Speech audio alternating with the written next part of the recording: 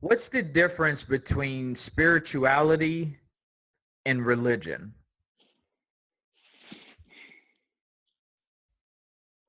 I don't know if you can necessarily divorce the two. I think religion is expressed through your spirituality. If we want to divorce them, um, religion is how you connect to God with a group. Spirituality is how you connect to God by yourself. Now, someone said like religion, define religion as having rules. Like you have to do this, or if you do this, like I think they were talking about like certain religions you can't have pork. I think it Okay. might have been Muslims or something. Yeah. So he used that as an example to say define what religion is. Do you find any truth in that, or? I think that there could be some. I don't know if I want to say truth, but I can see that. I guess, man, I don't know, man. I guess I have a different vantage point, man. I like to look at things half full and not half empty. And I like to look at the pros instead of the cons. So I like to look at religion as how a group of people connects to God. Um, and if a group of people is connecting to God, then you probably have some things that you establish so that that group can connect to Him, because you have different people from different backgrounds.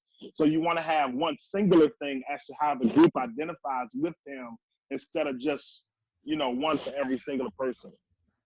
Mm. You know. And spirituality is self. Yeah, spirituality. I think more people. I think more people are religious than they are spiritual, because you have a lot of people who are a part of the group, and they try to identify to God with the group, but when they leave, whether it's a mosque or a church or a situation like that where they connect to Him that way, then their relationship with God ceases. The most time people get spiritual oftentimes is when they connect with Him with a group in a concert or whatever the case may be. But when they are by themselves, they won't do as many spiritual things. And I've heard this. Don't get me wrong. I've heard this. I've heard I've heard guys in here say, man, I'm more spiritual than I am religious. I don't consider myself a religious man. Mm-hmm. I consider myself a spiritual man. Well, I mean, that's fine. To me, that just means that you don't identify with any one religion, but you pray, you may, whatever. I think the other side is, I think there are people say that because they're searching. I think other people say that out of hurt. A church or a religion has hurt them. I don't think the religion has hurt them. I think people have hurt them, because church is not a building. From my vantage point, when I read the Bible, church is not a building. It's a group of people. It's people. Church is people. So you don't get hurt by a brick. People don't fall out of church because as they were walking to the building, a brick popped out of the establishment and it popped them in the head. And they were like, man, I'm leaving church. The brick hit me. No, you left church because somebody did you wrong, because somebody said some things to you that they shouldn't have. And so that caused you to be more, But just church, connected to God by themselves. to their defense, though, church is not the place where you feel comfortable telling, like, hey, I have a problem with this person, because it's church. And I think it's not, and I would say as a pastor. Do you encourage that at your church? Like, Oh hey, man, absolutely. Oh man, I put myself probably on the line in every sermon. I think that's one of the problems with church, that we don't have enough honest people helping people. Let me share it this way.